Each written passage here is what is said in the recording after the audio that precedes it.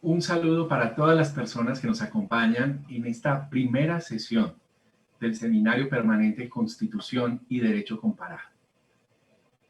Un saludo muy especial para nuestros estudiantes que se encuentran en la sala de Zoom y para todas las personas que se vinculan a través del Facebook del Centro Cultural Rogelio Salmona, de Fórum Estrategia de Divulgación del Conocimiento Sociojurídico y desde luego desde la página del Centro Cultural del Banco de la República.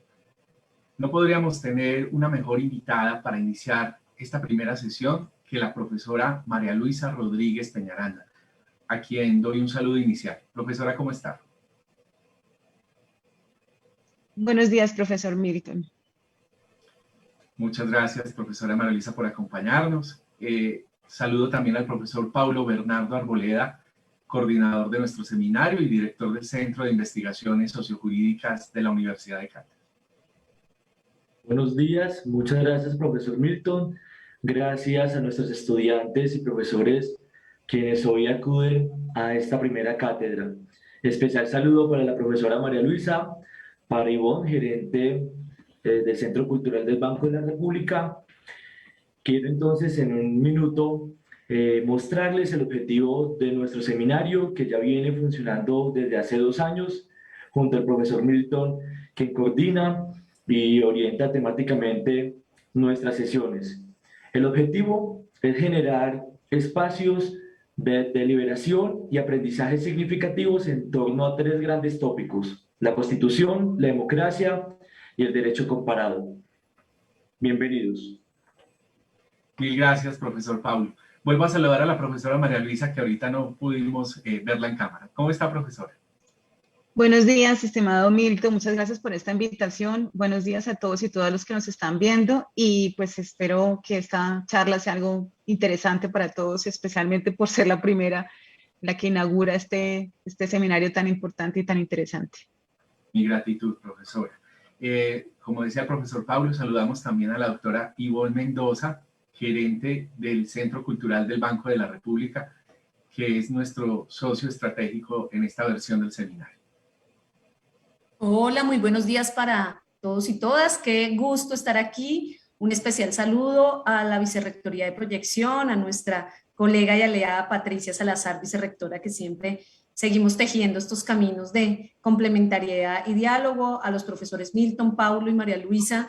Gracias por permitir que esta alianza se teja, a los estudiantes y profesores que se vinculan a este maravilloso espacio, pues bienvenidos. Esperamos que esta apuesta de reflexión en torno a nuestra Constitución se fortalezca y se sirva para llegar a un fin. El Banco de la República tiene como misión una apuesta de un importante proyecto cultural cuyo fin es la construcción del sentido de ciudadanía. Y qué bonito preguntarnos todos, y me permito estos cortos minutos, sobre qué significa eso, el sentido de la ciudadanía, qué significa sentirse ciudadano, qué sí significa hacer una apuesta por una construcción colectiva de algo denominado ciudadanía. Y frente a eso, sin lugar a dudas y desde una postura muy personal, me parece importante darle una mirada a nuestra constitución política, no solo como proyecto, político o proyecto de identidad nacional, sino como un proyecto cultural. A mi juicio, la Constitución tiene un profundo sentido cultural, un profundo arraigo en lo que significa la cultura, entendida esta más allá de las prácticas artísticas, las incluye, pero va más allá, que nos une como colombianos, que buscamos como sentido colombianos, que necesitamos como ese marco normativo que nos permita vivir, convivir en una apuesta de una sociedad quizás menos desigual, quizás menos incluyente, quizás que materialicemos realmente lo que significa esa maravillosa diversidad de la cual en muchos aspectos nos sentimos orgullosos, pero a veces en la práctica se nos olvida. Entonces, es una gran tela que tiene como muchas retazos y mucho de dónde cortar. Así que el Banco de la República y particularmente su Centro Cultural de la Ciudad de Manizales se siente muy complacido de poder aportar a estos espacios y que distintos públicos, que eso es otro objetivo muy importante, más allá del núcleo académico, se nutran de estos escenarios de reflexión. La unión de la academia con el mundo exterior, entre comillas, es vital, porque lo vamos a ver con los aportes hoy de la profesora María Luisa. No se puede quedar esos maravillosos aportes solo al interior de la academia. Necesitamos que irradie, que personas de otros ámbitos de la vida social adopten, se nutran, entren en diálogo y en crítica con lo que desde la academia se produce.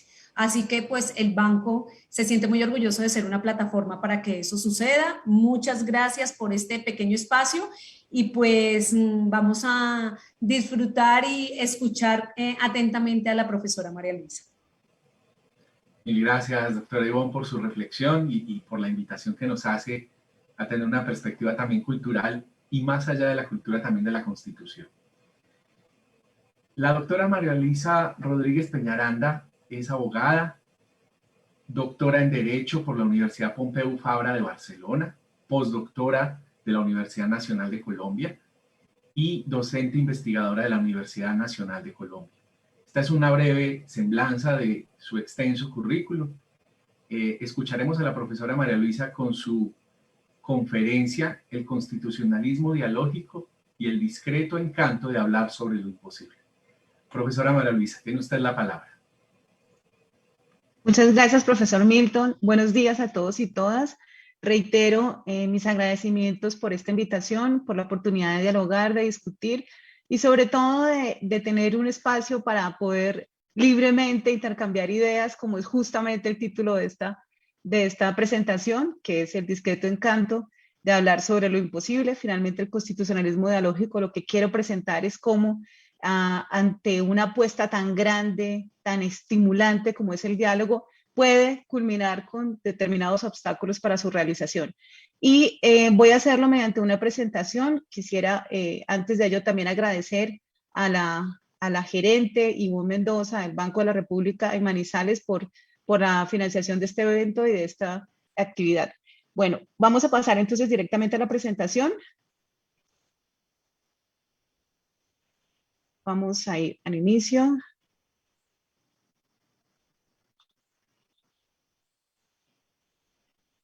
Perdón, aquí está. Bueno, el título es un título supremamente sugestivo. Mi intención era justamente provocar una reacción de entrada sobre lo que supone, lo que significa el constitucionalismo dialógico. Debo empezar por decir que el constitucionalismo dialógico per se es un mensaje supremamente interesante, el que envía, que conecta con muchas de nuestras emociones más positivas y que, como veremos más adelante, ese estímulo, esa gran capacidad para conectarnos con otros, ese deseo que tenemos de dialogar, de hablar, de discutir, pues de alguna manera son aspectos que profundamente tenemos enraizados en una cultura democrática y por lo tanto resulta de entrada difícil cuestionarlo.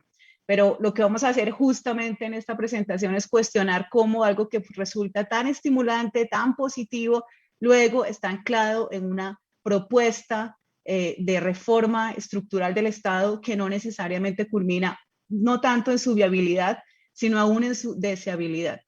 Entonces, lo primero que también quisiera señalar es que esta presentación se encuentra enmarcada en un proyecto de investigación del Grupo de Investigación Justicia Real que actualmente dirijo, y el proyecto se denomina Justicia Imbricada, un análisis situado de la justicia en América Latina.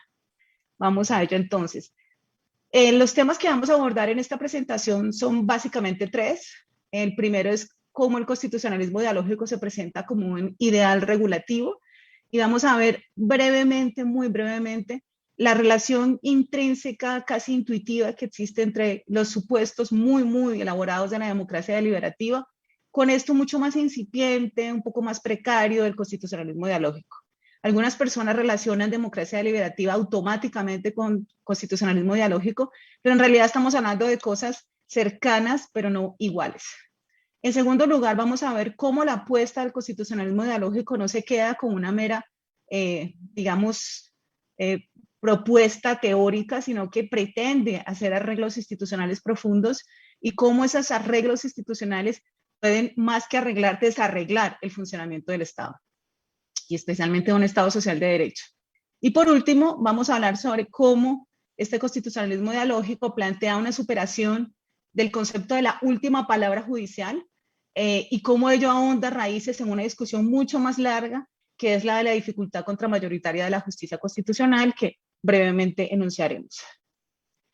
Lo primero que tenemos que decir es que los autores que se declaran defensores, hay una serie de autores que vamos a mencionar, que se declaran defensores del constitucionalismo dialógico, lo hacen desde una postura bastante, digamos, positiva, ventajosa, como es un ideal regulativo. Vamos a usar básicamente un autor, vamos a traer a colación uno de los grandes representantes del constitucionalismo dialógico, como es el profesor Roberto Gargarella, quien ha hecho un tránsito de los discursos de la democracia deliberativa muy fuertes hacia el constitucionalismo dialógico casi automáticamente, casi sin mayor explicación. Creo que la manera como lo ha hecho le parece tan natural como obvia, pero necesitamos muchos más argumentos para poderlo justificar. Una de las definiciones que usa Roberto es que el constitucionalismo dialógico es un ideal regulativo desde el cual es posible evaluar los particulares arreglos institucionales sobre lo que reflexionemos.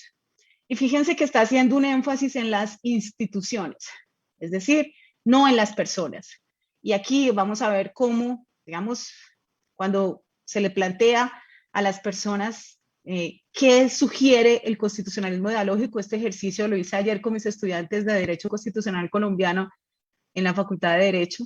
Les pregunté, ellos no han recibido clases de constitucionalismo dialógico, apenas tienen las bases propias del constitucionalismo, y les pregunté qué les sugiere, qué ideas les llegan apenas escuchan constitucionalismo dialógico. Y las respuestas fueron muy positivas. No hay de hecho ninguna negativa.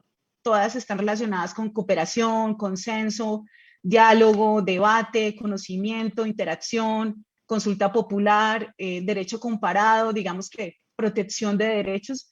Todas las relaciones conceptuales que se dan con el constitucionalismo dialógico son supremamente positivas, evocan emociones fuertes que nos invitan necesariamente a conectarnos con él. O sea, que es difícil empezar cuestionando algo que necesariamente nos lleva a imaginarios muy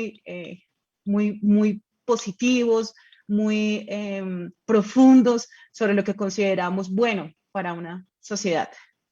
Ahora bien, el símil que existe entre la democracia deliberativa con el constitucionalismo dialógico parece automático, pero en realidad hay cosas muy diferentes. O sea, en primer lugar hay cosas que lo sugieren, ideas, supuestos, a veces presunciones que lo sugieren, pero hay que marcar diferencias. Algo muy importante es que la democracia deliberativa es una corriente de pensamiento que lleva más de 30 años funcionando, que, digamos, se encuentra teóricamente muy sólida, que además recoge autores tanto del liberalismo como del republicanismo. Entonces, digamos que si bien podemos encontrar diferencias en su interior, como lo veremos más adelante, en general es una propuesta que emula, que trae a colación la posibilidad de que las personas, algunos hablan de ciudadanos, y eso puede significar una restricción, pero no, que las personas puedan libremente y en condiciones de igualdad discutir, intercambiar las razones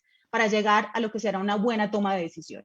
La idea de que mediante el intercambio las decisiones pueden mejorar es una forma de romper la dictadura numérica. Esta idea de que las mayorías pueden tomar decisiones aunque ni siquiera lo debaten, simplemente por la imposición numérica, y digamos es algo que suele herir la idea de la democracia cuando esperamos que no sea simplemente una imposición de los números, sino que las decisiones se tomen también porque son razonadas, también porque responden a las necesidades ciudadanas. Y digamos que desde esta orientación, pues es una buena crítica al concepto de las mayorías muy anclado en el republicanismo, en el liberalismo. Adicionalmente, la pretensión que tiene la democracia deliberativa es abandonar la mera agregación de preferencias que suele suceder mediante el voto. La idea de que cuando vamos a las elecciones lo que hacemos es presentar un voto, cada uno lo hace por las razones que sea, y quien obtenga la mayoría es el elegido. Pero digamos ¿qué sucede antes de la votación?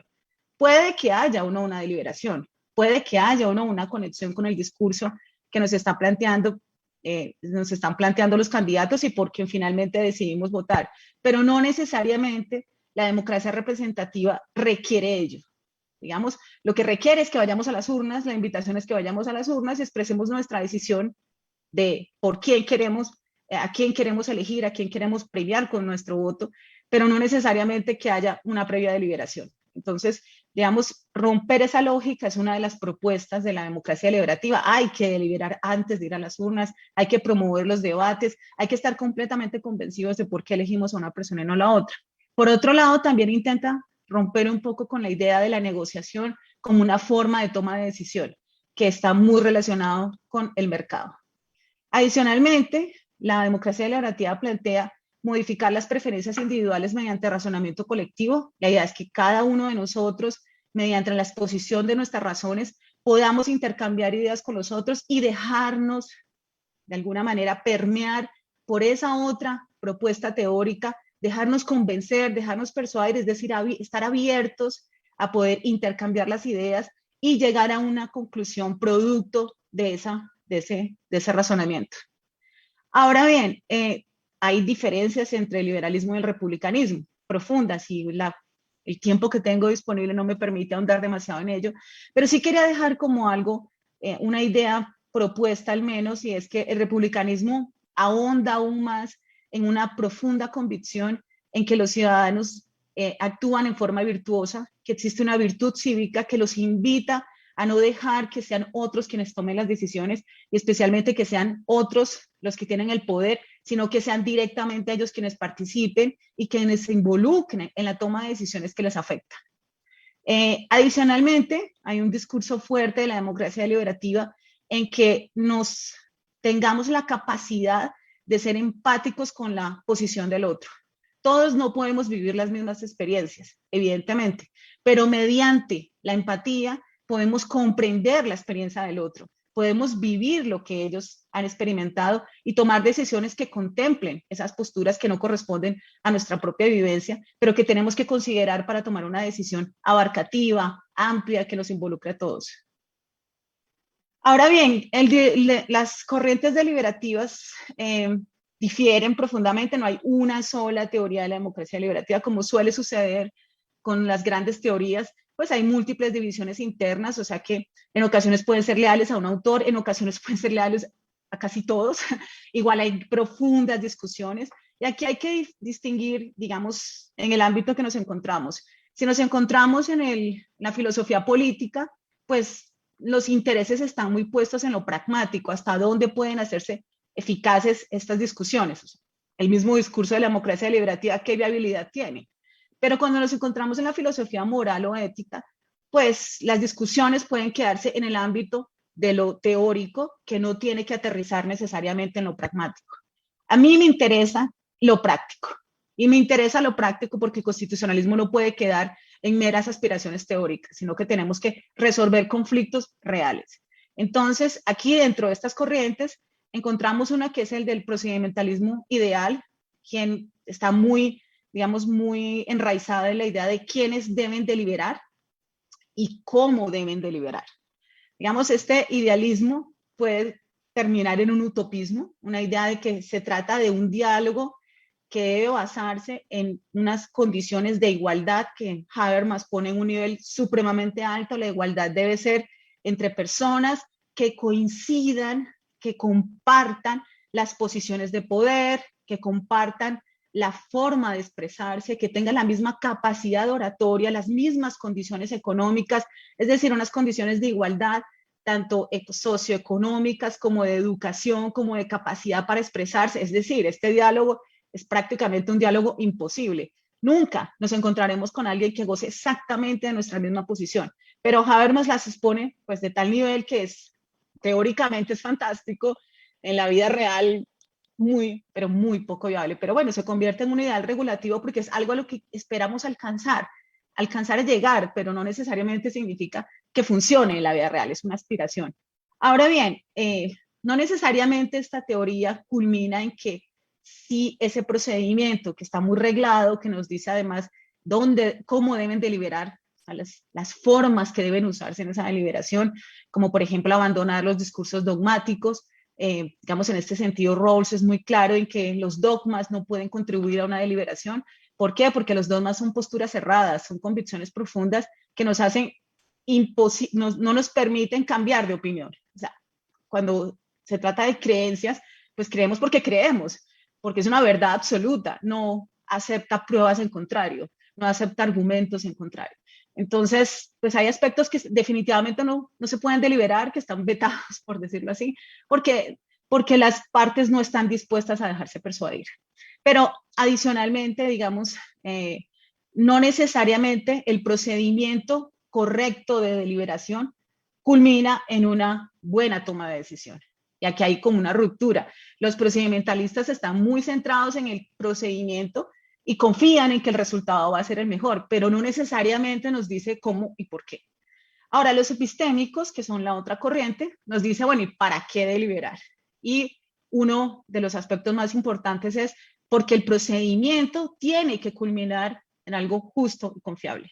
Es decir, la legitimidad de la decisión está en que ese procedimiento llegue a la mejor toma de decisión. Si no, pues tampoco tendría demasiado sentido. Y en esta corriente podemos ubicar con múltiples matices, porque realmente hay muchas discusiones en medio, pero bueno, vamos a simplificarlo al máximo. Se encuentra David Stone, Gerald Gauss, Nino, Santiago Nino y Gargarella, uno de sus discípulos. Hay una tercera corriente que se encuentra un poco como en medio, que es la de la interacción dinámica entre proceso y resultado.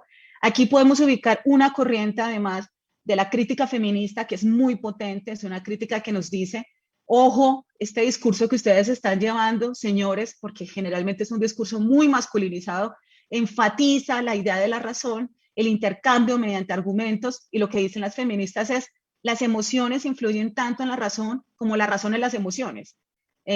La forma como expresamos un argumento también depende de nuestro estado anímico, de nuestras emociones en el momento para transmitirlas.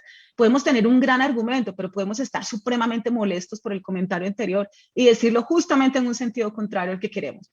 Es decir, las emociones también permean los argumentos y un discurso de mera racionalidad parece sencillamente irracional. Adicionalmente, hay algo que me parece muy interesante de las feministas, que es el diálogo también puede ser violento.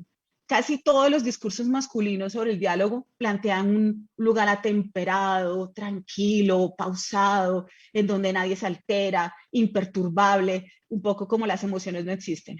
Pero lo que nos dice, especialmente Sheila Benjavid, es un momento, también las acciones violentas, la agresividad es parte del diálogo, es una forma de expresar una opinión. El estar molestas y sobre todo en el feminismo hay una digna rabia que es muy valiosa. La digna rabia es la imposibilidad de aceptar que determinados comportamientos sean justificables. Y tenemos que reaccionar en forma fuerte, porque si no lo hacemos de esa manera no seremos escuchadas. Entonces, aquí hay múltiples matices sobre el discurso masculinizado y el discurso mucho más feminizado sobre las formas de expresarse. Además, hay otros asuntos como el silencio es una forma de dialogar o cuál es el lenguaje que debemos usar.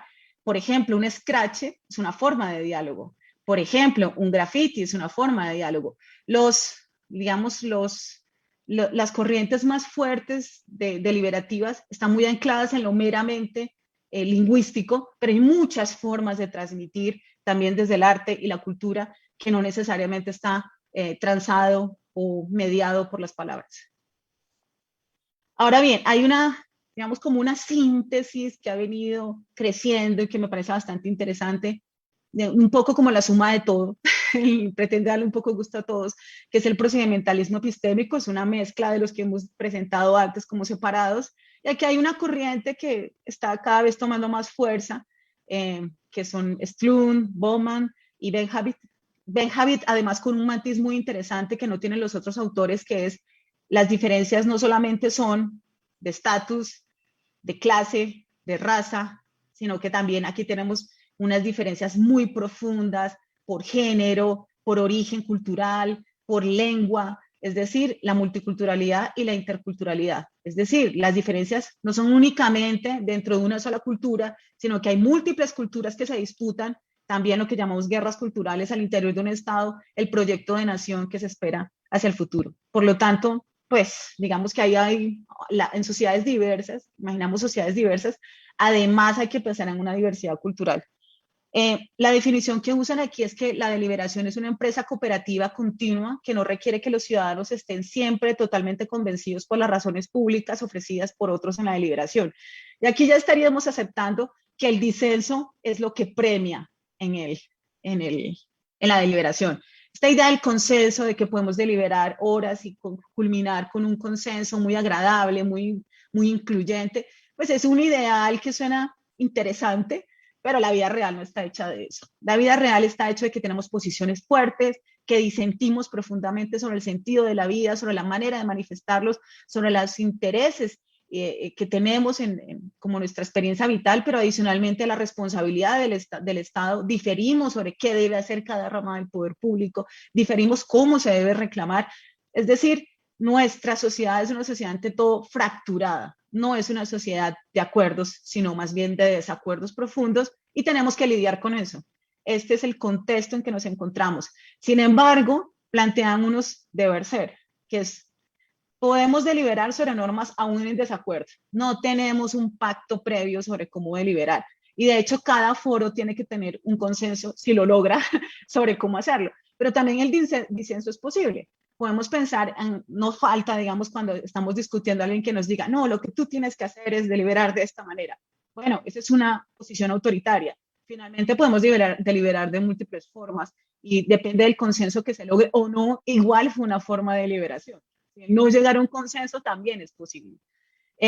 Adicionalmente, cooperar incluso en conflictos profundos cuando el procedimiento es justo y tiene una expectativa razonable de convencer a los otros por la fuerza de sus razones.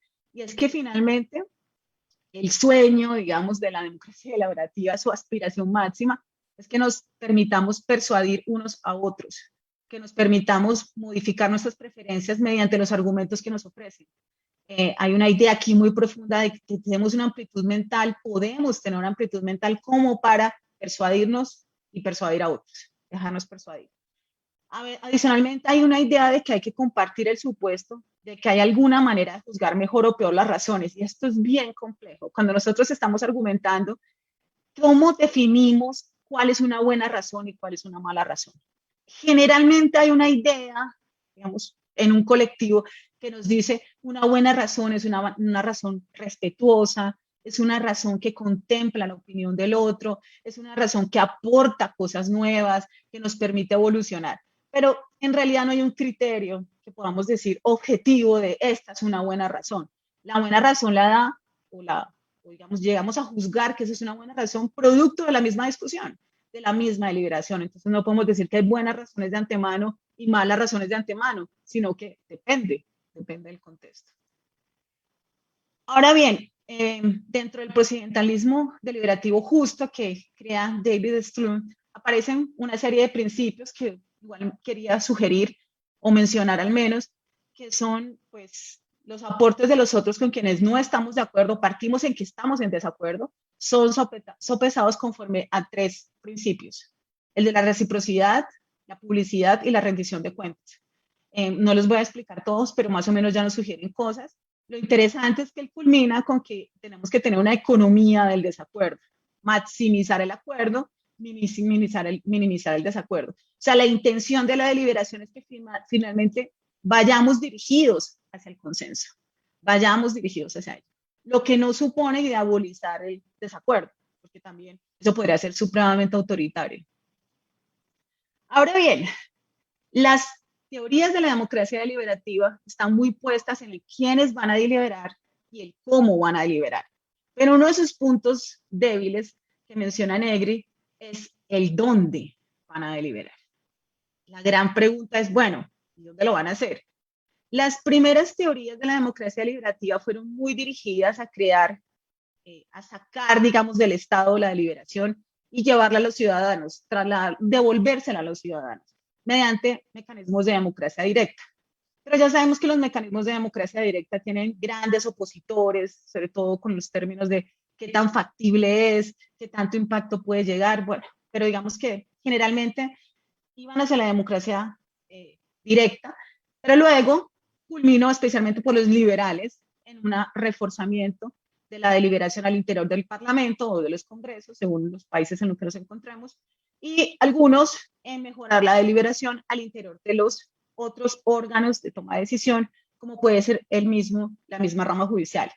Otros experimentos o hubo algún momento en que se analizó bastante los presupuestos participativos de Brasil, pero se alegó que estos presupuestos o estos espacios de discusión se generaron entre grupos bastante homogéneos, entonces pues no había tanta diversidad políticamente articulados bajo una misma idea, por lo tanto no necesariamente se generaba esto que estamos hablando de diversidad o profundos desacuerdos para poder discutir.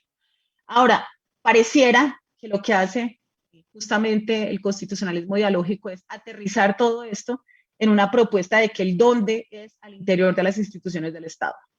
Más que en la ciudadanía per se, o más que en las personas, es en el mismo Estado en el que debe aplicarse esta teoría del constitucionalismo dialógico, mediante sus instituciones.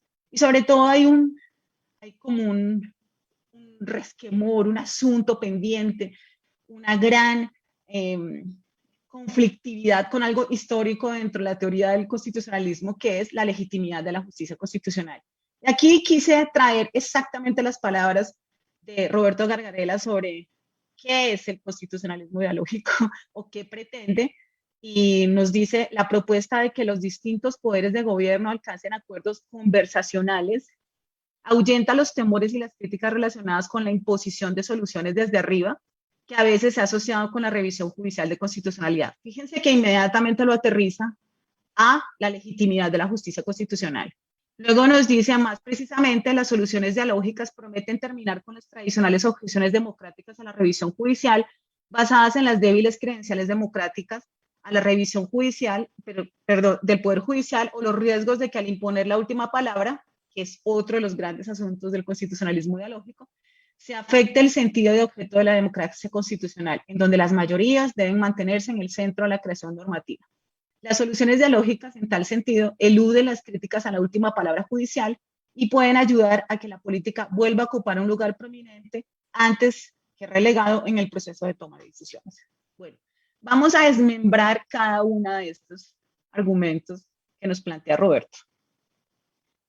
Primero, la gran reforma que planteé en las ramas del poder público. O sea, a lo que atiende el constitucionalismo dialógico es la actual división de las ramas del poder público, la repartición de la autoridad que se encuentra allí, no puede continuar.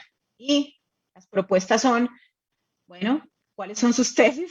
Pues emulan el sistema de monarquía parlamentaria británica y sus excolonias, que todavía perviven en sus excolonias. Canadá principalmente, que digamos Canadá se convierte en la gran excepción de América. Como sabemos, Canadá fue colonia británica, pero a diferencia de la mayor parte de sus excolonias, sigue manteniendo el Commonwealth y adicionalmente mantiene una relación profunda con el régimen monárquico parlamentario de Gran Bretaña. De hecho, pues las otras excolonias serían Australia, Nueva Zelanda, que tienen unas formas.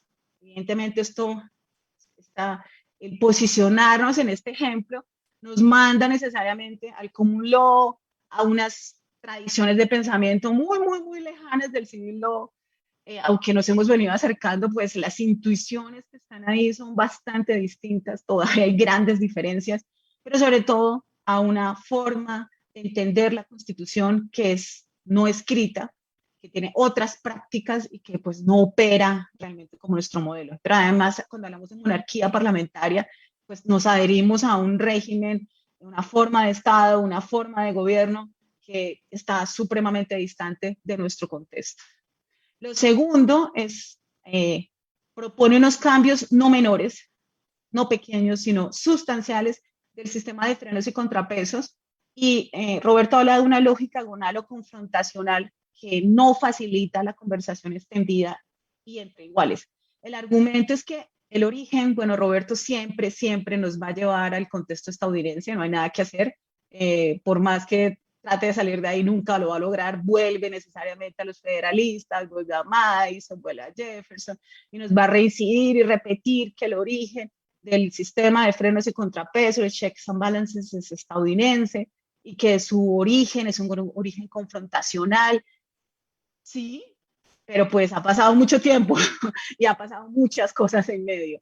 Es decir, esta vuelta constante al origen y a los antecedentes estadounidenses creo que no nos hacen justicia a la historia constitucional latinoamericana, a las luchas nacionales que hemos tenido. Y pues aunque volver siempre a Estados Unidos puede ser muy interesante para Roberto, yo creo que ya es hora de que olvidemos un poco el discurso estadounidense y nos centremos en las necesidades latinoamericanas y sus orígenes, en cómo funcionó el constitucionalismo latinoamericano. Sus orígenes tienen un buen trabajo sobre ello, pero creo que Colombia siempre es un país difícil de atrapar. Es un país que se nos escapa a las grandes teorías por múltiples particularidades. En ocasiones esto molesta cuando decimos Colombia tiene grandes particularidades y en efecto las tiene. Es que las tiene. Entonces no es tan fácil adherirlo a una lógica de los países del sur latinoamericano con sus tradiciones o con una historia de dictaduras. Colombia no tuvo una dictadura de esa magnitud nunca en su historia constitucional. Lo que sí hemos tenido es un conflicto histórico violento, pero que tiene otras características. Es decir, aquí Colombia siempre cuesta ubicarlo porque tenemos una justicia constitucional muy fuerte, muy sólida, muy arraigada, que responde a otras necesidades y por eso no empata tan fácilmente. Ahora bien, algo interesante que me parece positivo es una crítica al hiperpresidencialismo, algo que en efecto está anclado en esta sociedad, y una crítica que es moderada, diría yo, porque en el fondo hay otra intuición, es a los congresos alejados de la sociedad. Ahora bien, nos reincide fuertemente en que la justicia constitucional no cuenta con credenciales democráticas fuertes y por lo tanto no se puede, no se debe arrogar la última palabra constitucional. Ahora bien, esta reestructuración de las ramas del poder público no está clara, ¿no? Bueno, el por qué, el para qué. Y pues lo que está detrás en la emulación que se hace de Canadá es una cláusula en la cual la Corte Suprema de Justicia en Canadá podría eventualmente, después de declarar inconstitucional una norma, una ley emitida por el legislador, en todo caso, el legislador tendría la oportunidad de volver a aceptar o no aceptar la decisión de la Corte y en últimas podría revocarla. Aquí uno podría decir, esto puede ser una ida y vuelta. Entonces, ¿qué hace la Corte en ese contexto? Podría eventualmente volver a declarar la inconstitucionalidad de la ley o aceptarlo. Y hay ejemplos en que lo acepta y hay ejemplos en que no. Pero en todo caso, el modelo canadiense no es un modelo exitoso porque, en efecto, el modelo canadiense no ha usado demasiado esta cláusula. Es decir, es una cláusula excepcional, extraña, aún para el propio modelo canadiense. O sea, que no podemos usarlo como el modelo triunfante del constitucionalismo dialógico, sino el intento moderado de establecer un constitucionalismo dialógico estructural, ¿no? Con un diseño de ramas del poder público en el que ninguno tendría la última palabra, sino que hay como una posibilidad de vuelta de la decisión. Aunque cuando alguno se niega a continuar con la revisión, en este caso la Corte Suprema es la que debería decidir si continúa o no, pues hay una renuncia de su autoridad. Esa renuncia de su autoridad también se podría ver como una mera concesión, ¿no? No necesariamente renuncia de autoridad, sino una concesión, o sencillamente una aceptación de que el argumento que se está dando por el Congreso, si insiste en él, tiene sentido. Ahora bien, yo considero que el constitucionalismo dialógico parte de unos supuestos contrafácticos y son varias intuiciones que no desarrollan. Una de ellas muy importante es una idea de hay que debilitar a las cortes para fortalecer los derechos, es el argumento de Kushner. Pero en ese debilitamiento de la Corte, pareciera que intuyen que si la Corte no cierra el debate, necesariamente el Congreso va a dialogar. Lo que les voy a mostrar aquí es que eso no ocurre muy pocas veces. En general, porque la Corte abra la puerta al diálogo, no supone que el Congreso está dispuesto a hacerlo. Y tenemos ejemplos por montones en el contexto colombiano. Entonces, pues sí, teóricamente suena fantástico. Vida real suena frustrante. Y para eso voy a traerles un trabajo que me parece muy interesante de Ospina y Celis de 2018, que hace unas estadísticas sobre qué pasa después de que la Corte exhorta al Congreso. La segunda un gran supuesto contrafáctico es pensar que el régimen parlamentario es mejor que el régimen presidencial. En efecto, hubo una corriente muy fuerte iniciada por Juan Linz, especialmente en esto del quiebre de las democracias y la relación con el régimen presidencial. Digamos, es un texto icónico, histórico, muy importante, que marcó toda una tendencia de desprestigio del régimen presidencial y de gran triunfo del régimen parlamentario. Por suerte, los estudios posteriores, especialmente con Maguire y Sugar, probaban lo contrario. ¿Y qué probaban? Pues que ningún régimen es mejor que el otro. Y sencillamente por una razón. Cuando comparábamos regímenes como europeos con América Latina, lo que estaba detrás y que no se mencionaba es las condiciones económicas, socioeconómicas de estos dos continentes, que son sencillamente incomparables, inconmensurables. Las diferencias, obviamente, de nivel de desarrollo, de calidad de vida, de ingresos per cápita, eran abismales las diferencias. Entonces, lo que hace Maguire es comparar en momentos de crisis. ¿Qué pasa cuando tenemos una crisis socioeconómica? Pues ningún régimen lo hace bien, así de sencillo. Ninguno luce, porque entre las grandes crisis económicas, todo se pone en cuestión. Y tenemos un ejemplo reciente, la obra de Maguire ya es vieja, del 97, especialmente la que trabaja América Latina, pero en el 2008 tuvimos una grandiosa oportunidad para verificar que también se comporta un régimen parlamentario frente a una crisis económica global que le pega muy duro. Y tenemos el ejemplo de los países que fueron denominados los PIGS en inglés como cerdos, que eran Portugal, Italia, Grecia, España, y que tuvieron una crisis horrorosa, que además generó una crisis de gobierno profunda, en el caso de España, con grandes incidencias en la política, en la desarticulación del funcionamiento de los partidos políticos, pero adicionalmente en una gran dificultad para siquiera formar gobierno. Elecciones consecutivas generales con un gran desgaste para la sociedad, rupturas de la concepción de la cultura del Estado, de la idea del Estado, pues con la particularidad también de la independencia de Cataluña, grandes factores que evidentemente muestran una crisis social, económica profunda, identitaria profunda, y que el Estado tambaleaba, sencillamente. Los partidos políticos tradicionales no podían dar respuesta a estas nuevas necesidades, y todo este discurso de la estabilidad de la democracia parlamentaria, pues, más que nada se puso en cuestión y demostró que, pues, ante grandes crisis económicas, ningún régimen es perfecto. Algunos ofrecen ventajas y desventajas, pues, en similar magnitud, digámoslo así. Ahora bien, en tercer lugar, hay un tema aquí que me parece interesante, y es que las instituciones, cuando hablamos del constitucionalismo dialógico, se le atribuyen a las instituciones características y formas de comportarse como los seres humanos. Cuando hablan del diálogo entre instituciones y particularmente entre el Congreso y la rama judicial, en esa renuncia de autoridad que se le pide a la rama judicial para que dialogue con el Congreso, cediendo la última palabra, pues hay un símil, una idea antropocéntrica de que las instituciones se comportan con la unidad del ser humano. Ahora bien, hay una defensa muy interesante que hace Nelcy López, tengo un libro de ella que me parece fantástico, Nelcy, gracias, es de pluralismo jurídico estatal entre conflicto y diálogo. Me parece genial porque trabaja muy a fondo estos argumentos sobre, por ejemplo, cómo se puede dialogar entre instituciones. Y uno de los aspectos que me pareció muy interesante fue, bueno, Nelcy dice que las instituciones pueden comportarse como seres humanos en tanto y cuanto pueden actuar y hablar. Y de hecho en su obra hay un fragmento que me pareció apasionante en el que ella relata como una ficción en la que se toma un café con la Corte Constitucional y se toma un café con las otras altas cortes. Y lo que encuentras pues, es una corte que tiene que tener unidad, que tiene que tener sentido, historia, memoria, capacidad para justificarse, para explicar los cambios jurisprudenciales según circunstancias del momento, y es realmente apasionante. Creo que es un fragmento supremamente interesante de su obra. Pero lo que yo creo que falta aquí explicar es que las cortes son cuerpos colegiados. Las cortes no son una unidad.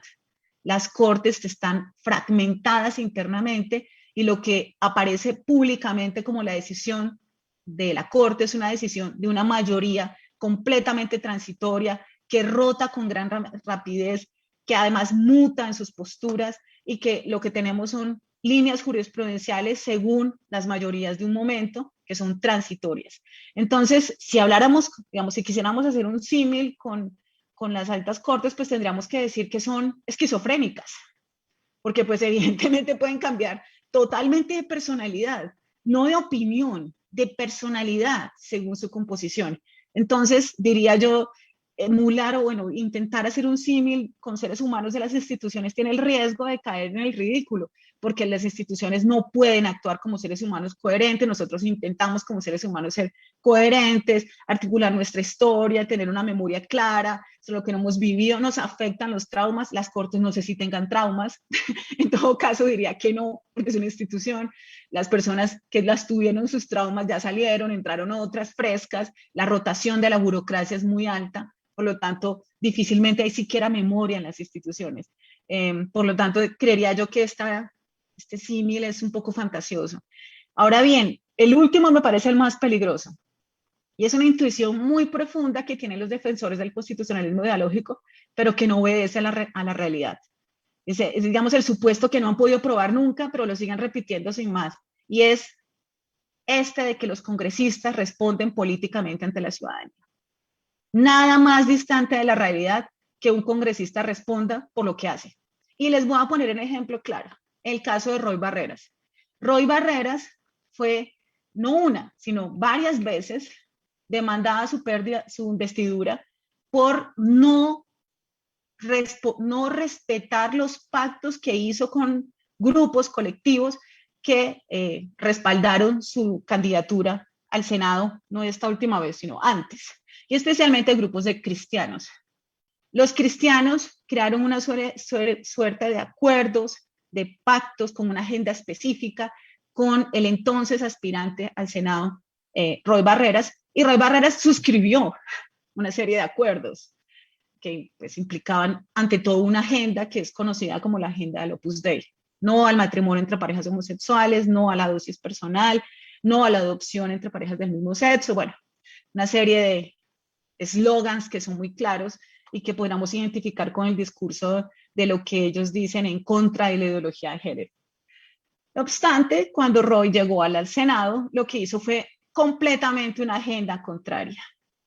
Los ciudadanos que habían apoyado su candidatura bajo este supuesto impugnaron su investidura argumentando que los había traicionado, que no estaba respondiendo a lo que ellos habían planteado, a lo que se había comprometido.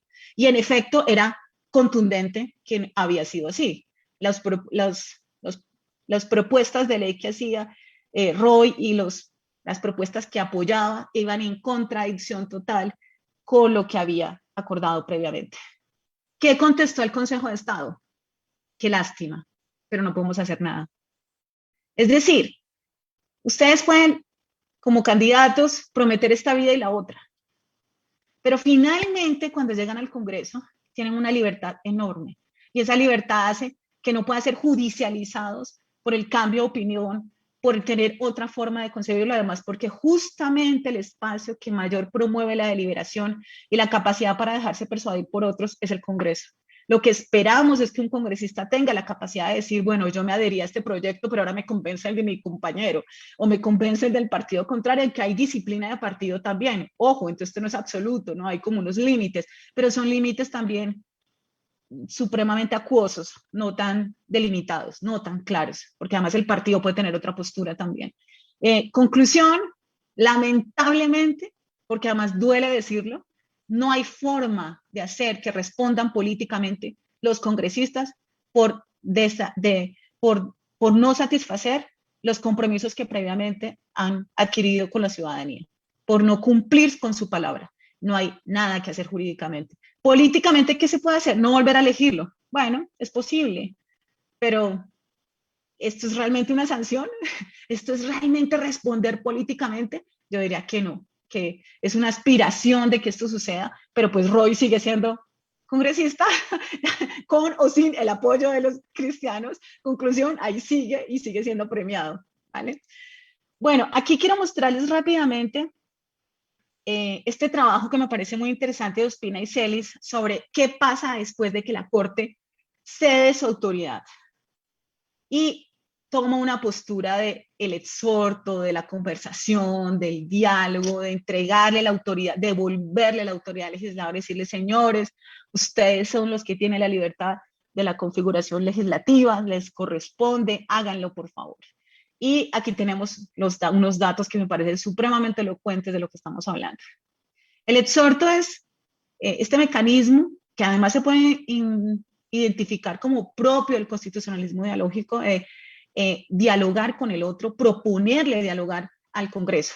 Y lo que le dice es, señores, ustedes actúen, por favor, por favor, con un por favor de por medio, ¿no? Háganlo, por favor. Y lo que sucede es esto. Fíjense que hay una postura increciendo en pro del exhorto. Podríamos decir que la Corte Constitucional ha confiado en el discurso del constitucionalismo dialógico, es como una tendencia, pero no ha sido recíproco, porque si miramos aquí hay un incremento tremendo en los exhortos, sobre todo entre el 2010 y el 2017, pero el cumplimiento es tremendamente frustrante. De las veces que la Corte le dice al Congreso, hablemos amigo, el Congreso le dice, no me interesa, señor, 70%. Punto.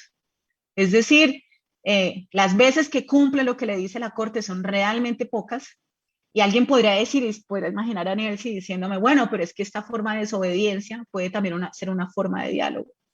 Puede significar que está dialogando con la Corte y diciéndole, pues usted ni siquiera debe conversar conmigo. Bueno, pero entonces, ¿de qué estamos hablando? Si estamos hablando de que la Corte lo que tiene que hacer es abrir el diálogo y el otro le responde, no me interesa, pues entonces, ¿cuál es el diálogo? Pues entonces no deberíamos dialogar tanto o intentar dialogar tanto. Cada uno saque sus conclusiones, pero diría que uno no puede estar constantemente tocando la puerta de un amigo, diciéndole, ábrame, y el otro cerrándosela, o por lo menos de cada 10 veces, 7 no la cierra, decir, es mi amigo, ¿no? O sea, ¿cómo espero que se comporte si estamos hablando de esto como si fuéramos seres humanos? ¿Qué esperamos de un Congreso que nos tira la puerta 7 veces?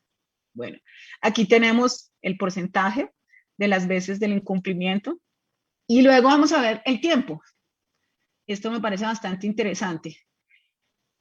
Aunque pueden ver que en general el tiempo puede ser entre 3 y 4 años para cumplir lo que se les ordenó, cuando lo cumplen, hay situaciones excepcionales en que ya son 2 periodos, que estamos diciendo 8 años, pues ya este Congreso no es el Congreso, que por lo menos el que fue, el que se le exhortó. Cuando hablamos de 10 años ya estamos en el 3er Congreso, ya ni siquiera la Corte es la misma, porque ya la Corte se habrá renovado con sus 8 años.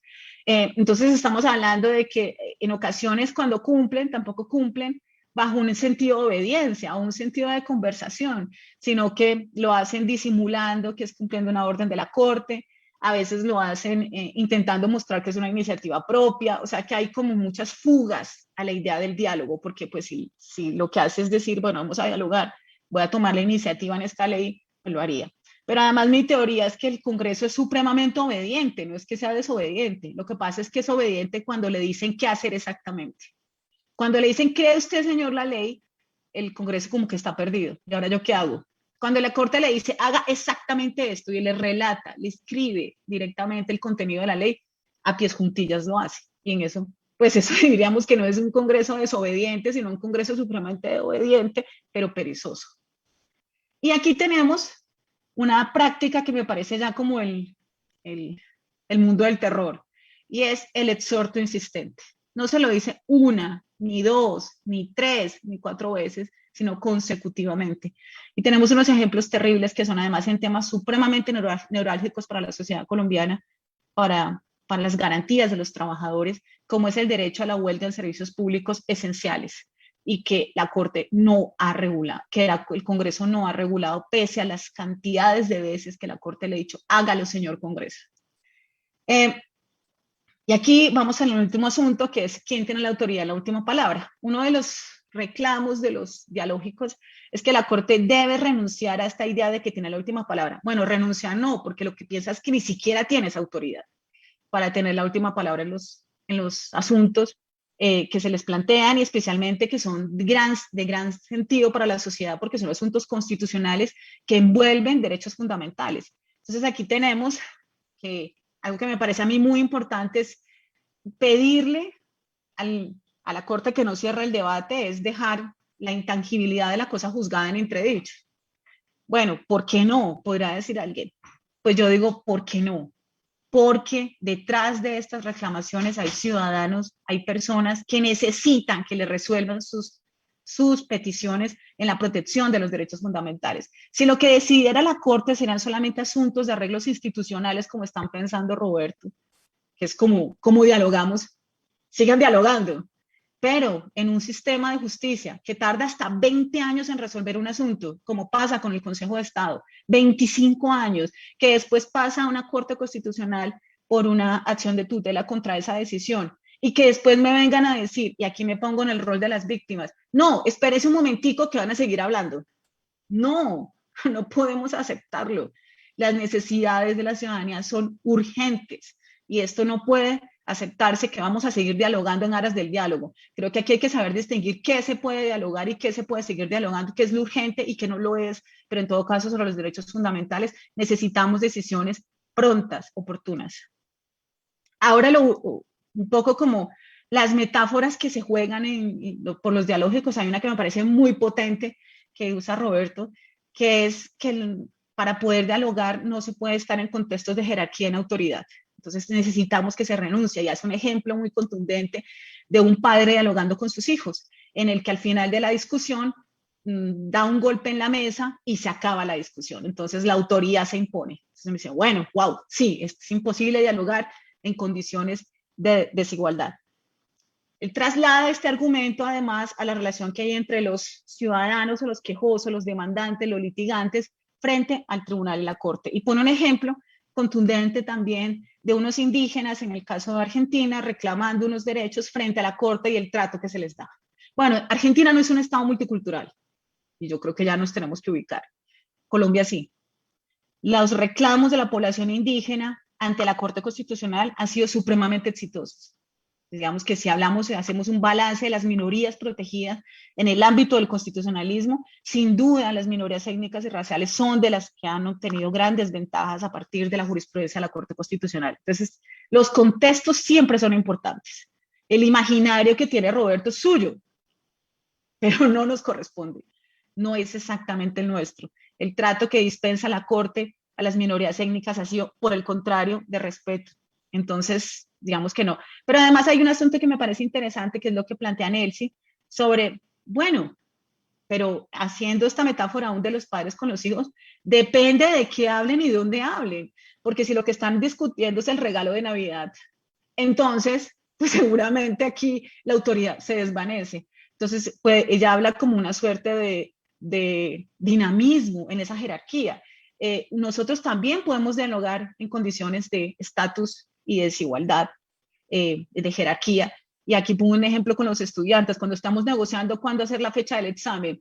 Pues sí, yo tengo la autoridad para imponer y decir esta está el día, pero si estamos dialogando a la fecha, si estamos planteándola entre todos, no es un diálogo porque yo soy la autoridad y porque los estudiantes están subordinados.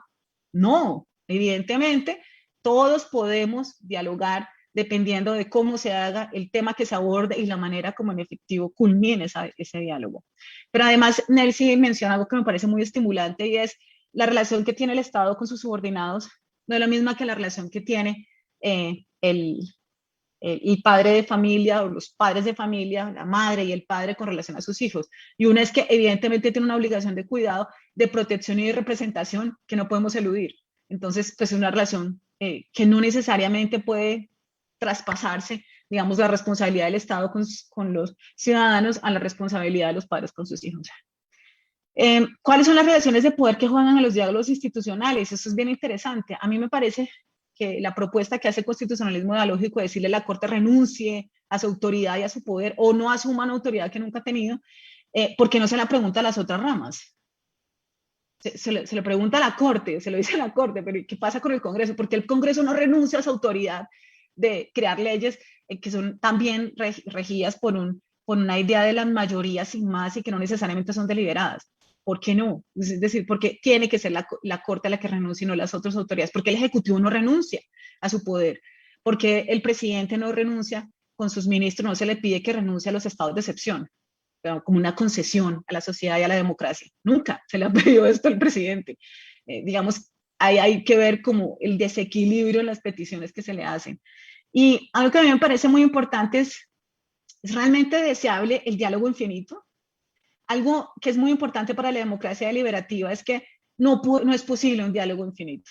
Tiene que culminar. Y lo peor es que hay una tragedia de la culminación, que es mediante una toma de decisión por mayorías. Por más que hablemos de lo cualitativo que puede ser el diálogo, al final hay un golpe sobre la mesa que dice, bueno, ya, vamos a votar. Ya. Y finalmente ahí culmina.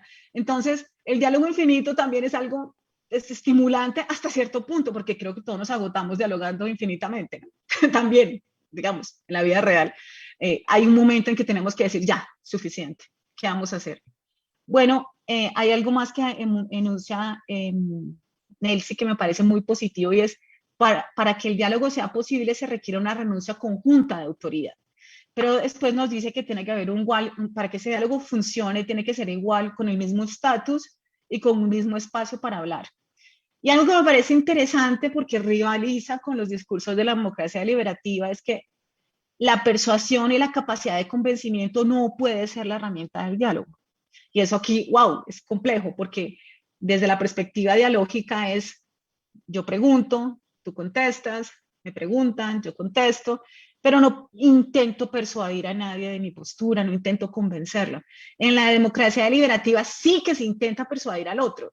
Y justamente esa es su virtualidad. Eso es lo que lo hace interesante. Pensar que tenemos que renunciar al deseo de persuadir me parece supremamente complejo. No sé cómo lograrlo, de hecho, en la vida cotidiana siquiera. Siempre usamos razones y mostramos nuestro punto de vista porque intentamos persuadir. Si renunciamos a la posibilidad de persuadir, ¿de qué estamos hablando? No lo sé.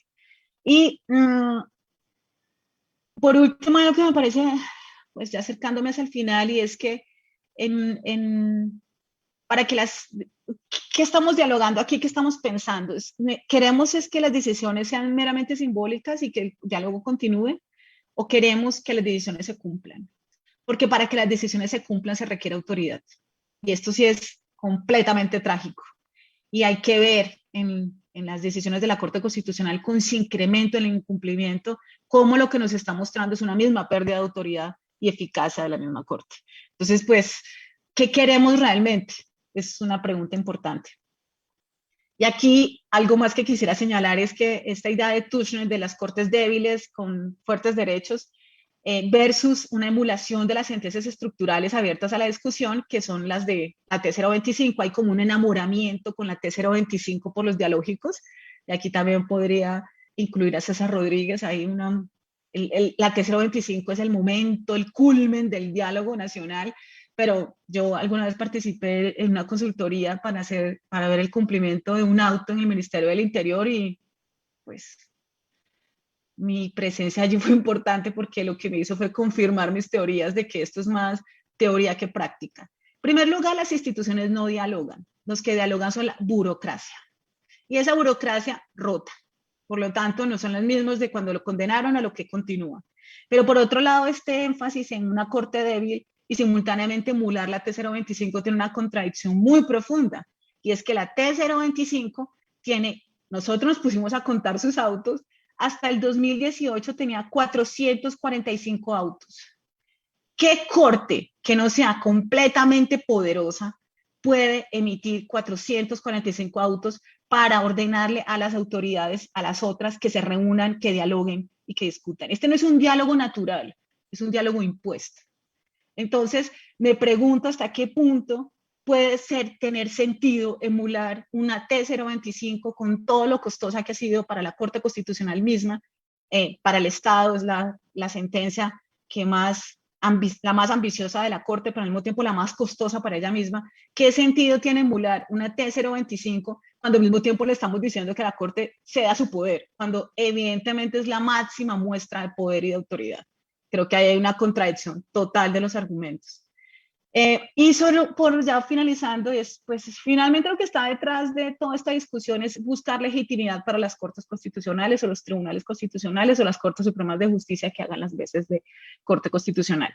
Y es esta vieja discusión que he tratado toda mi vida, que tiene que ver sobre la legitimidad del legislador y la poca legitimidad de la rama judicial.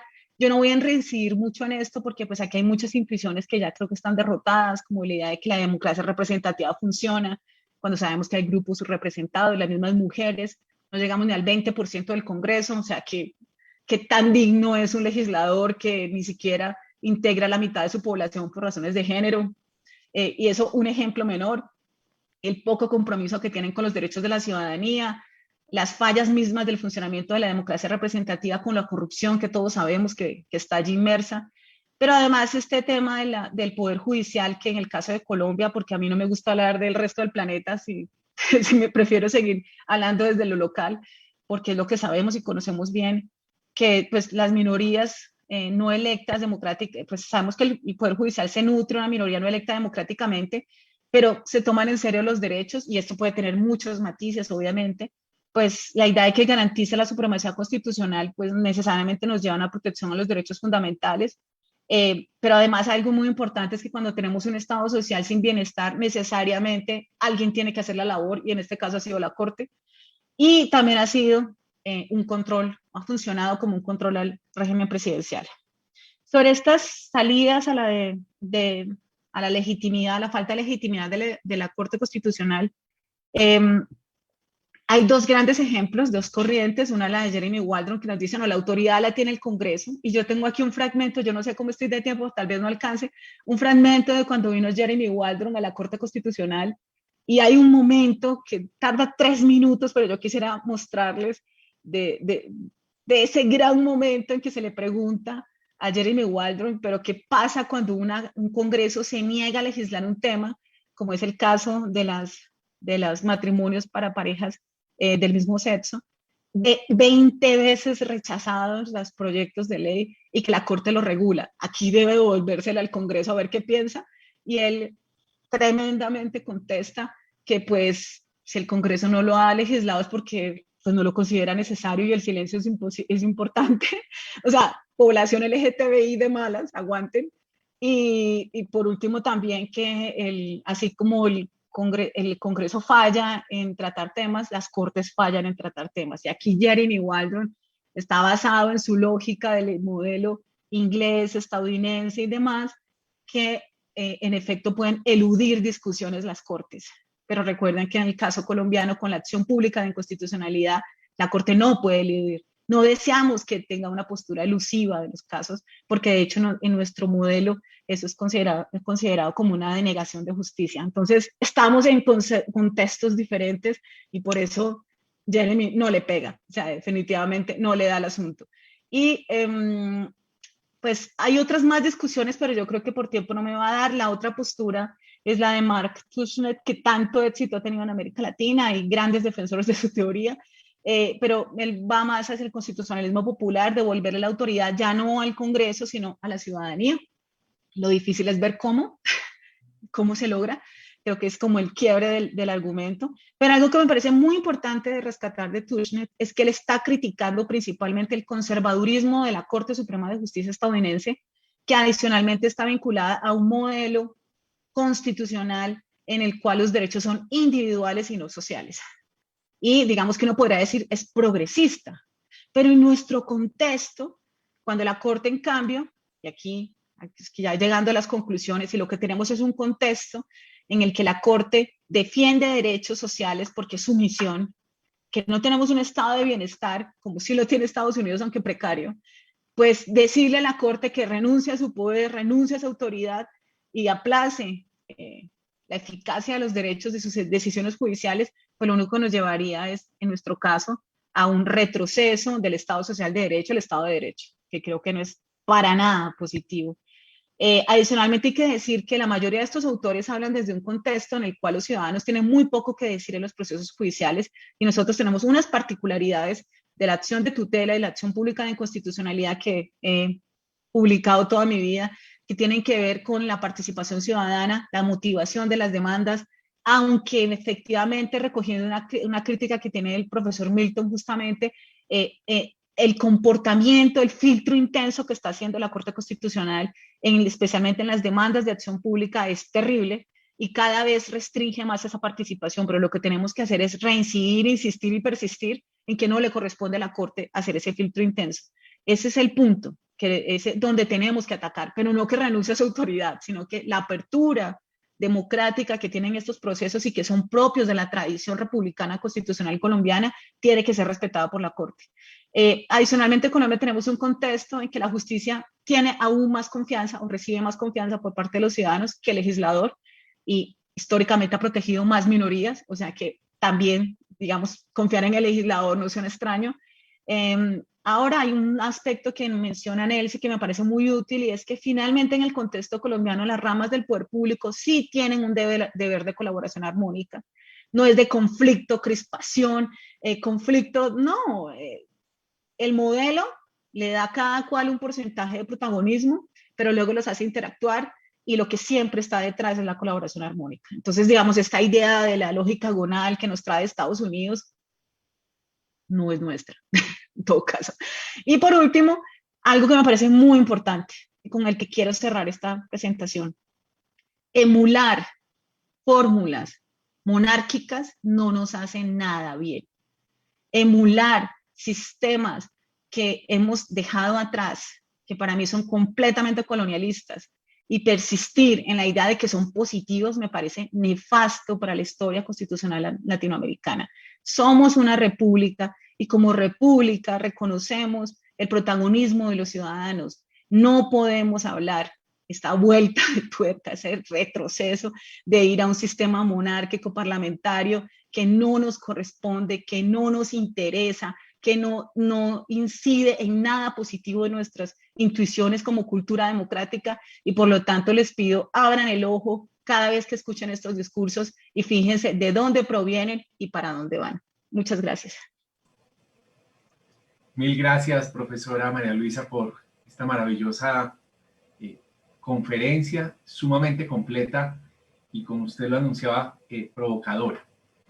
Quiero dar las gracias a las personas que han formulado sus preguntas, por ejemplo, el profesor Juan David Salvador, a Stevenson Ernesto, a Liliana Castillo, al profesor Juan Fernando Botero, que han estado mencionando varios tópicos que pueden ser importantes.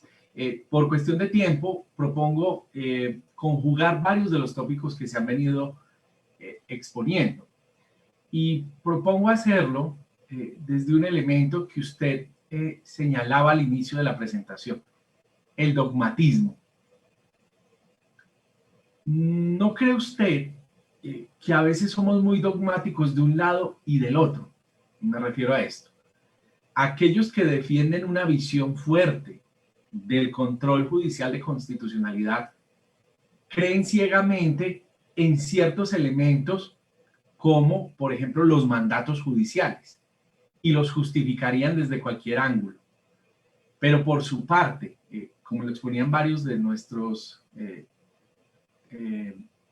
espectadores, los que defienden los elementos dialógicos o la democracia deliberativa, creen que todo es desacuerdo, creen que puede haber un diálogo perpetuo, o también podrían llegar a entender que esos silencios están transmitiendo un mensaje muy importante. ¿Cuál cree usted que puede ser la solución para salir de estos dogmatismos? Por ejemplo, en la práctica colombiana particularmente. Porque uno podría pensar, bueno, ahí está el constitucionalismo popular que le va a entregar o la última palabra a los ciudadanos, o al menos va a crear esquemas e instituciones para que esa participación sea efectiva. ¿Cuál cree usted, profesora, que podría ser algo que nos ayudara a mediar, a mi juicio, en un mar de dogmatismos? Bueno, me parece supremamente interesante pensar que cada una de estas posturas son dogmáticas. Yo pensaría que no lo son, que la mayor parte de estas posturas tienen en principio buenas intenciones, que es interesante porque están muy adheridas a vamos a mejorar el diseño, vamos a mejorar el funcionamiento de la democracia, digamos las intenciones no creo que sean nunca negativas, pero creo que el problema es el trabajo con el derecho comparado. Yo diría que es la mayor parte de los teóricos que trabajan estas teorías lo hacen desde una perspectiva universalista, una idea muy profunda de estas corrientes de pensamiento han funcionado o deberían funcionar en nuestro contexto. Esta idea del trasplante, traemos una teoría, la incorporamos y como que por arte de magia va a funcionar. Creo que este es el mayor peligro.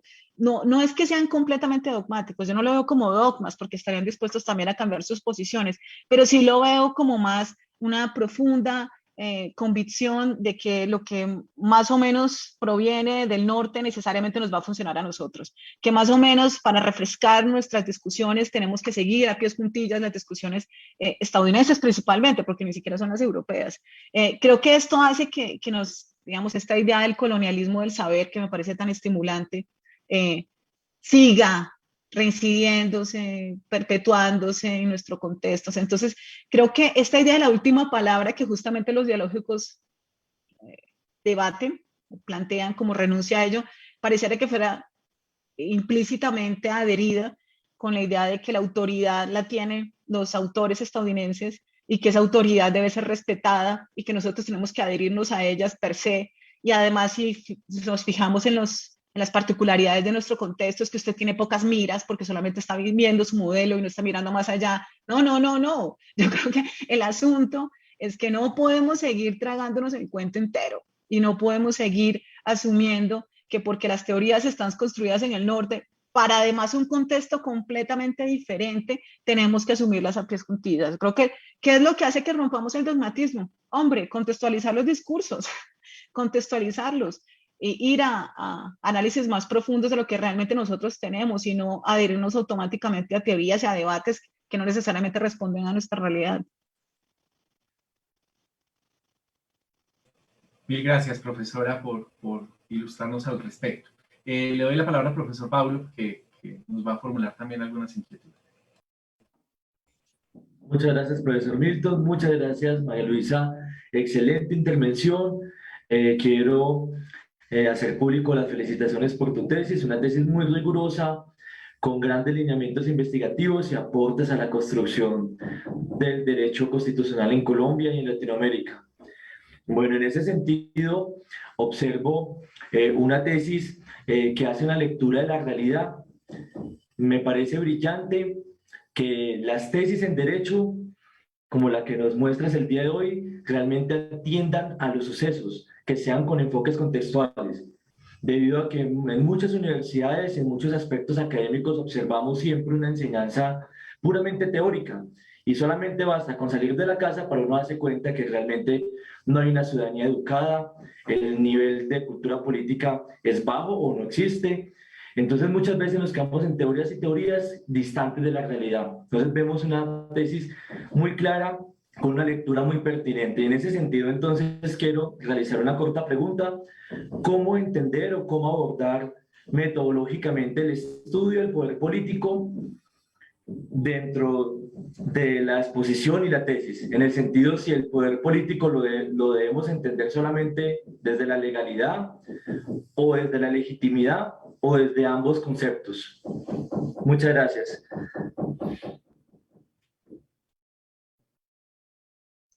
Bueno, el trabajo que yo les he presentado está más relacionado más que con el poder político, con los sistemas políticos. El trabajo que estamos realizando es, de hecho, en el proyecto de investigación que tenemos en curso, y cual invitamos, ojalá podamos unirnos y trabajar más, que se denomina Justicia Imbricada, está más relacionado a cómo intentar cambiar el debate o darle la vuelta al debate. Hasta el momento la dificultad de la justicia constitucional está en que traemos un discurso abstracto, universal, teórico fuerte, que está evidentemente unido a intuiciones profundas de los autores que están también adheridas a de dónde provienen, qué sistema político tienen, o sea, desde forma de Estado, forma de gobierno, existencia o no de un estado de bienestar, serias variables que hacen que uno tenga una adhesión casi automática al poder, a la autoridad del Parlamento. Estoy casi segura que en un régimen parlamentario que, digamos, funciona eficazmente, que logra atraer una muy buena representación de las necesidades de su pueblo, pues seguramente será muy bien defendido. Pero si estamos en un régimen presidencial donde la agenda del Congreso está completamente permeada por los intereses del presidente, pues ya no estamos necesariamente en un contexto de adhesión al Congreso, que además se vuelve como un apéndice del presidente, sino que estamos más bien tal vez en un contexto de adhesión a un contrapoder de ese presidencialismo unido Congreso, ¿no? Que es Ejecutivo Congreso.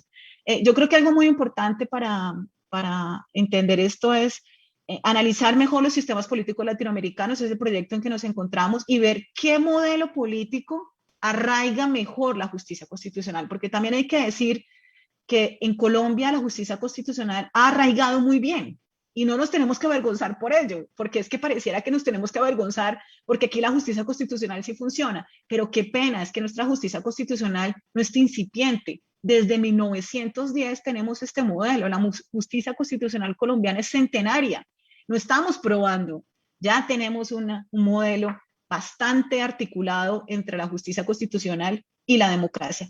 Creo que lo importante es analizar los otros modelos, cómo influye, y hay preguntas muy profundas, cómo influye la preexistencia de dictaduras en las democracias, en la desconfianza a los jueces. Algo que me parece muy interesante es, en las dictaduras, los jueces fueron copartícipes de la violencia, copartícipes de la violación a los derechos humanos. Una desconfianza intuitiva a los jueces es apenas natural, pero en los países que no vivimos dictaduras, pues de esa manera, por lo menos, no tenemos una relación de lo judicial con la vulneración de los derechos humanos, sino como el espacio seguro de protección de los derechos humanos.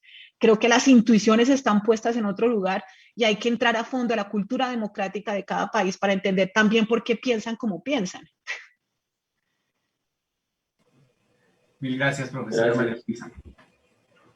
Ya para cerrar nuestro diálogo, hay varios tópicos que han tocado Edier Esteban Manco, Juan José Cruz, José Marín, Juan Sebastián Méndez, Liliana Castillo, que nos han acompañado con sus preguntas.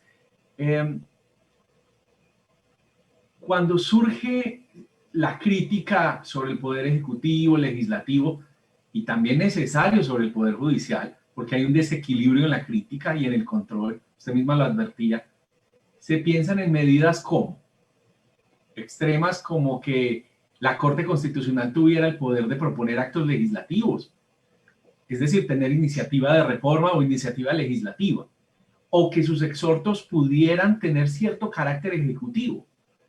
Otros piensan, por ejemplo, en crear elementos o figuras como el voto obligatorio o los mandatos con rendición de cuentas obligatorias o con pérdida o revocatoria del mandato.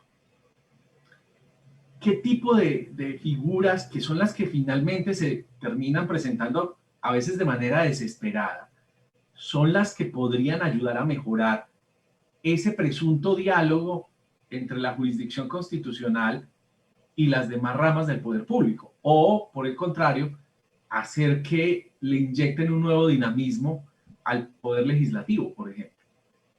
Profesora, muchas gracias. Qué interesante pregunta. Creo que un efecto colateral de la justicia constitucional, y digo colateral porque no creo que haya sido una de las intenciones claras de la Corte Constitucional, pero que sí ha tenido un impacto muy positivo, es mejorar la calidad del debate en el Congreso. Con los controles de constitucionalidad que se realizan por los vicios de forma, el Congreso se ha visto impelido a revisar cada vez mejor su procedimiento, pero no solamente como de una manera técnica, sino también como mejorando la calidad del debate, mejorando la información que circula. Y yo diría que este es un buen ejemplo de cómo una actividad tan propia de la Corte Constitucional como el control formal a las leyes contribuye a mejorar la democracia y a mejorar, digamos, las condiciones del funcionamiento del Congreso. En este caso uno podría pensar que hay un diálogo indirecto. La Corte no está, digamos, lo que hace es declarar inconstitucional la norma o devolverlo según las circunstancias, cuando es una objeción presidencial, por ejemplo, devolverlo para que sea el Congreso quien vuelva a tramitar el asunto. Pero creo que a largo plazo lo que hemos notado es que en efecto el Congreso ha mejorado sus condiciones, ha mejorado, es más, la legitimidad del Congreso ha mejorado. Y esa legitimidad también está inserta en una idea de que debaten mejor, que son capaces de resolver los problemas mejor. Todavía falta mucho, evidentemente, pero diría que ese es un buen mecanismo. Que los otros que estás mencionando, que me parecen como muy intensos, muy autoritarios, creo que no contribuyen a la deliberación ni a una idea de constitucionalismo dialógico, sino que pueden tal vez empeorarlo. Creo que si estamos hablando de que la autoridad de la Corte ceda un poco, pues esto serían medidas aún mucho más agresivas, mucho más autoritarias. Entonces no las avalaría, pues por lo menos las que han planteado. Creo que la Corte tiene que seguir haciendo su misión. Lo que sí debe hacer, y estoy totalmente adherida, es no puede continuar con el filtro intenso a los ciudadanos. Es un órgano que tiene que tramitar las urgencias de la ciudadanía y que tiene que hacerlos escuchando a la ciudadanía. Por lo tanto, bueno, y a las personas en general, por lo tanto, los controles intensos no son positivos. En el caso nuestro de la Corte, eludir los debates no le sirve a la Corte tampoco, porque pierde legitimidad en el contexto colombiano. Mil gracias, profesora María Luisa. Hay muchas preguntas, como lo señalé, he tratado de reunir los principales tópicos porque pues no logramos transmitir cada una y pues nuestro diálogo sería, como usted lo anunció, infinito.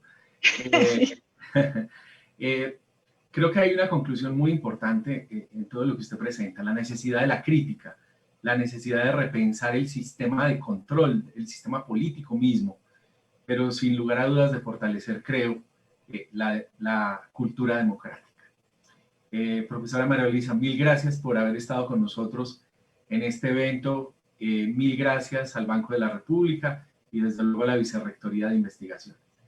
Profesora María Luisa, le agradezco y un abrazo por haber estado con nosotros. Muchas gracias, un abrazo a todos.